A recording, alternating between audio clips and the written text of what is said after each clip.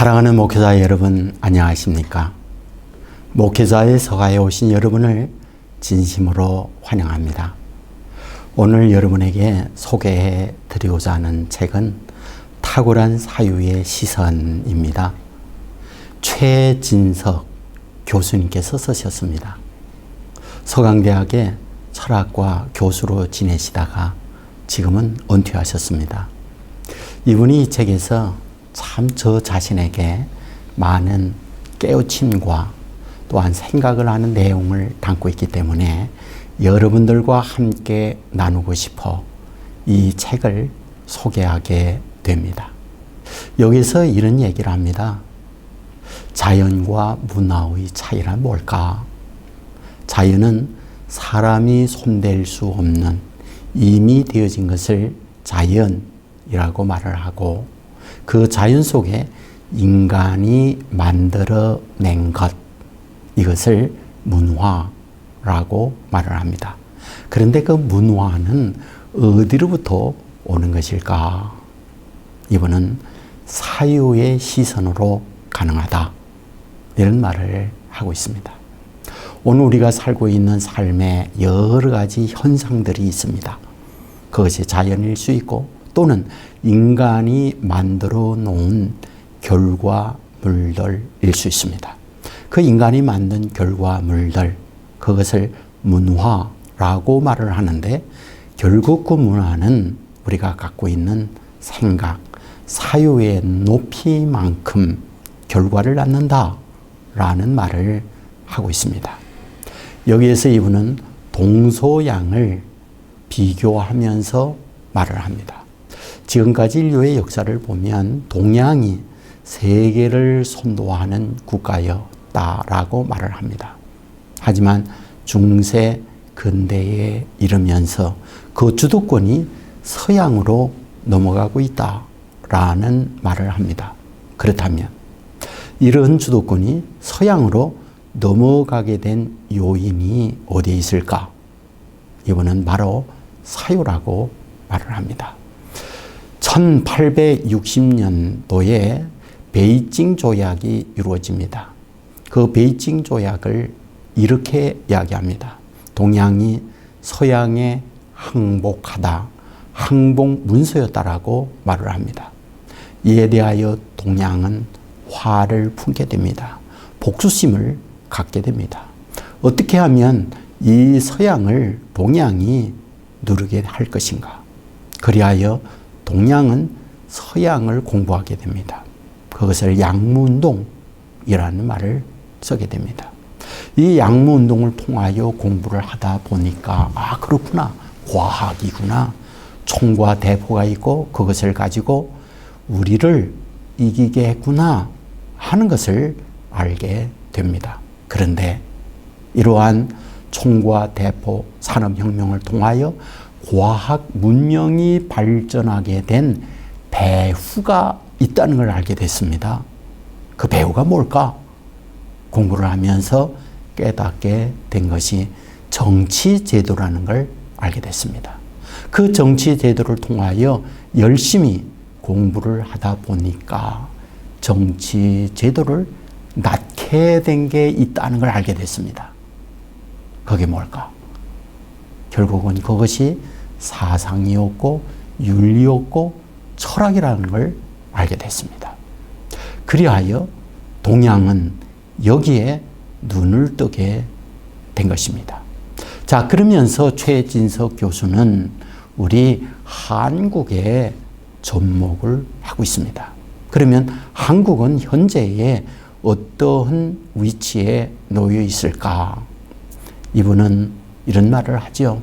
현재 한국은 엄청난 경제 발전을 통하여 선진 대열에 들어섰다 말들을 하고 있지만, 본인은 아직까지 선진화에 이르지 못한다라는 말을 합니다. 이유가 무엇이냐? 한국은 아직까지 선진화 의식이 없다라고 단언을 합니다. 마음이 아픈 얘기입니다. 지금까지 사용하고 있는 건대화를 이루면서 자동차나 또는 휴대폰이나 TV나 각종의 전자제품은 하나같이 복사본이었다라고 말을 합니다. 이미 선진국이 만들어 놓은 것을 한국은 카피한 것에 불과하다. 그러면 지금까지 한국이 선진화적 창작이 된 것이 무엇이냐? 자신은 한글 외에 그 어떤 것을 찾아보기 어렵다 라고 말을 합니다. 그렇다면 여기에서 주저앉아 있을 것이냐? 아니다. 우리는 여기서 저 건너편으로 건너가야 한다라고 말을 합니다. 저 건너편으로 건너가는 다리가 있다. 그렇다면 그 다리는 무엇이겠느냐? 이번은 질문이라고 이야기합니다. 지금까지 대한민국은 어디에 목적을 두고 있었을까? 대답을 잘하는 사람을 만드는 데 목적을 두고 있었다라고 말을 합니다. 모든 시험의 방향이 어디냐? 대답을 잘하는 것, 답을 잘 쓰는 것. 그런데 여기서 이분은 엄청난 중요한 이야기합니다. 도대체 답이 어디에 있는 것이냐? 그게 과거라는 거죠. 이미 있던 것을 끄집어내는 것, 그것이 대답이었다는 거예요.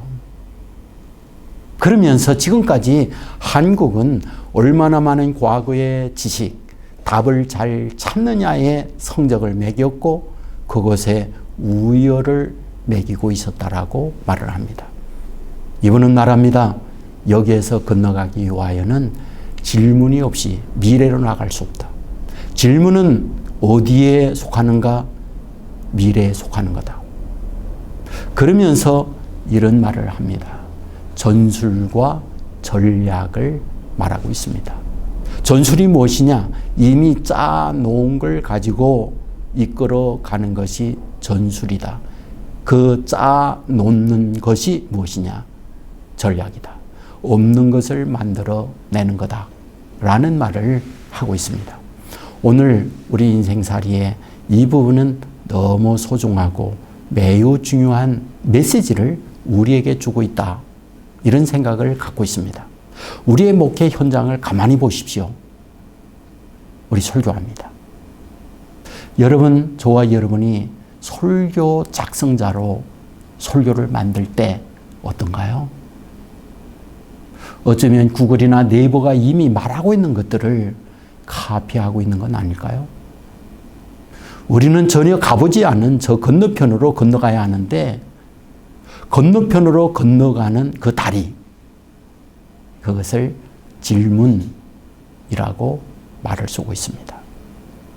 저는 저와 함께 질문에 대한 고민을 하고 싶다. 이런 숙제를 여러분에게 드리고 싶습니다. 예수님께서 복음서의 말씀을 가만히 보면 질문하는 분이셨구나 하는 것을 발견합니다. 바울 역시 서신서에서 가만히 보면 질문하는 분이었구나 하는 것을 발견하게 됩니다. 그렇다면 오늘 바울의 후예요, 예수님의 제자로 살아가는 저와 여러분이 질문하는 건 배우고 있는지, 질문은 따라가고 있는지 여러분에게 도전을 하고 싶습니다. 질문은 새로운 미래로 나아가는 다리입니다. 저는 여러분에게 질문의 팁을 드린다면 기본이 육가 원칙입니다. 그리고 육가 원칙을 갖고 입체적 질문을 하기를 원합니다. 입체적 질문이 무엇입니까? 나와 너를 바꾸고 나와 너만이 아니라 하늘에서 하나님의 입장에서 질문을 던져보고 또한 그의 입장에서 그 상태를 질문해 보는 것. 저는 그런 훈련을 통하여 제 자신이 놀라운 사실을 발견합니다. 전혀 보지 못했던 것, 느끼지 못했던 것, 가지 못했던 길로 가게 되어지는 경우를 저는 많이 경험합니다. 저는 여기에서 신청적 질문으로 나아가야 한다라는 부분을 말씀을 드리고 싶습니다. 심청적 질문이 무엇이겠습니까? 우리의 마음의 상태라든지 느낌이라든지 감정이라든지 비전이라든지 이런 부분에 대한 질문이라고 할 수 있습니다. 가치적 질문도 심청적 질문이라고 말씀을 드릴 수 있습니다. 바로 이런 질문을 하게 되어지면 우리의 설교는 풍성해질 뿐 아니라 전혀 보지 못했던 것, 느끼지 못했던 분을 느낄 수 있고 그런 부분을 말씀으로 이어진다고 한다면 전과 다른 설교의 메시지를 우리 성도들에게 전할 수 있다. 이런 생각을 갖게 됩니다. 오늘 저는 여러분에게 탁월한 사유의 시선을 전하면서 마지막 드리고 싶은 미션, 질문하는 목회자들이 되기를 소원합니다. 답은 과거입니다. 질문은 미래를 향하여 나가는 달입니다. 이런 놀라운 질문의 훈련을 통해서 전과 다른 목회자, 전과 다른 설교자로 설 수 있는 저와 여러분이 되기를 간절히 소원합니다. 목회자의 서가를 통해 목회자가 더 풍성해지고 힘을 더 얻을 수 있는 저와 여러분이 되기를 바라면서 더 좋은 책으로 여러분을 찾아뵙겠습니다. 감사합니다.